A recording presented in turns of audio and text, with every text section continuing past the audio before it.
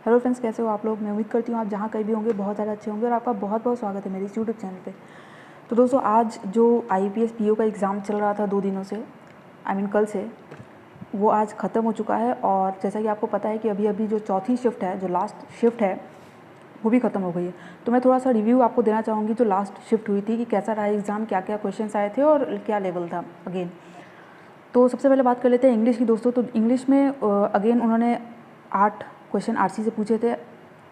5 error के question आए थे जो कि बहुत ही सिंपल थे। मतलब आप ये समझ लीजिए कि IPS क्लर्क से भी सिंपल मुझे तो लगे ये इस PO के एरर के क्वेश्चंस। ठीक है, क्लोज टेस्ट में वही 6 क्वेश्चंस थे और सेंटेंस रीअरेंजमेंट में 5 क्वेश्चन थे अगेन।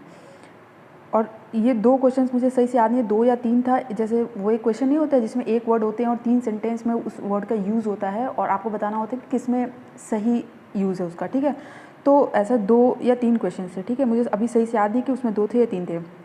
एक मुझे याद है वेव करके था। ठीक है, और वेव का यूज़ वहाँ पे 3 सेंटेंस में दिया होता।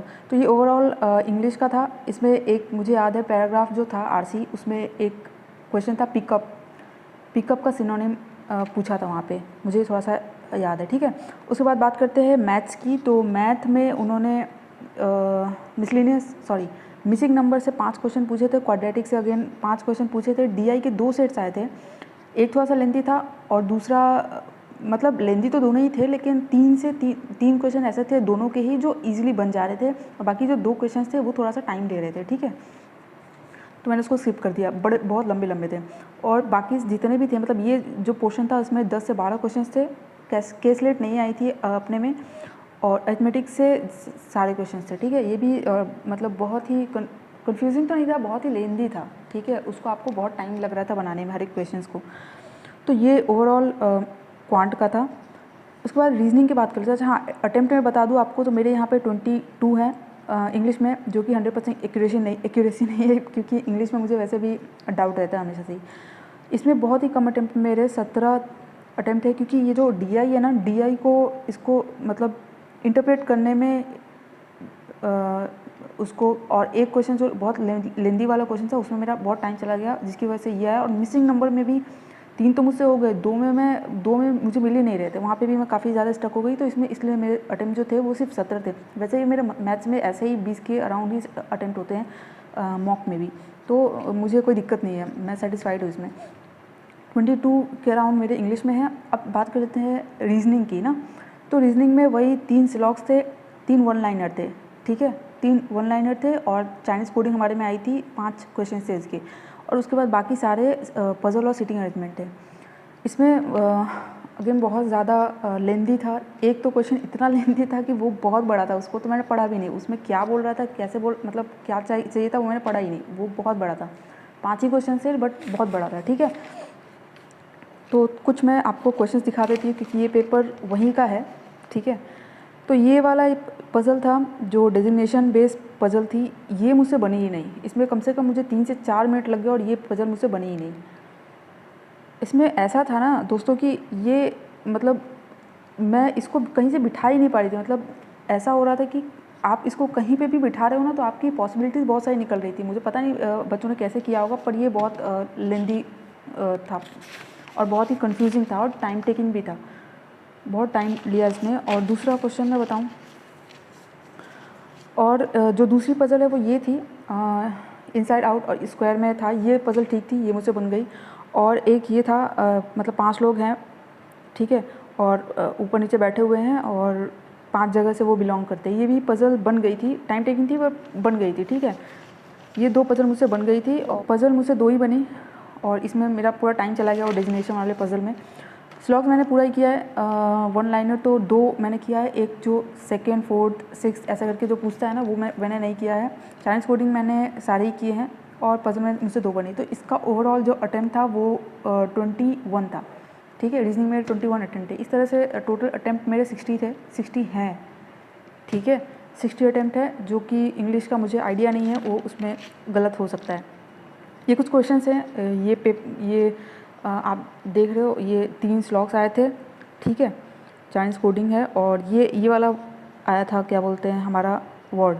इसमें जो वॉवेल है ना, उसके पहले वाला लेटर और जो कॉन्सोनेंट है उसके बाद वाला लेटर है ना, उसके बाद कौन सा कितने वर्ड रिपीटिंग है, ये वाला आया था। मुझे आइडिया नहीं है कि ये सही है कि नहीं, आप मुझे बताना। ये वाली वो आई थी DI, ठीक है। इसमें परसेंटेज दिया हुआ था, परसेंटेज मतलब 450 लोग थे, उसका परसेंटेज ABCD का दिया हुआ था, सॉरी PQRS का, और उसके हिसाब से आप टोटल निकाल सकते थे। उसके बाद प्राइवेट और पब्लिक सेक्टर में वो काम करते थे, तो प्राइवेट का तो वहाँ पे दिया होता है, इसलिए मैंने यहाँ पे लिखा नहीं। इसमें से उसको माइनस करके ये निकाल लिया था आपने। इसमें 3 क्वेश्चन तो बहुत आसान थे, वो मैंने कर लिए, और 2 मुझसे नहीं बनाया नहीं मैंने। उसके बाद ये वाली DI आई थी एक तो, जिसमें क्या पूछ रहा था, बॉयज़ एंड गर्ल्स। अच्छा, इसमें ऐसा था कि इसमें शायद टोटल दिया हुआ था, और बॉयज़ और गर्ल्स का एक ही क्वेश्चन था, बाकी इसकी ज़रूरत नहीं थी। AB से ही काम चल जा रहा था, मतलब इसी से ही काम चल जा रहा था, ठीक है। तो ये शायद दिया नहीं था, ये उन्होंने ये बार ग्राफ पे था, ठीक है।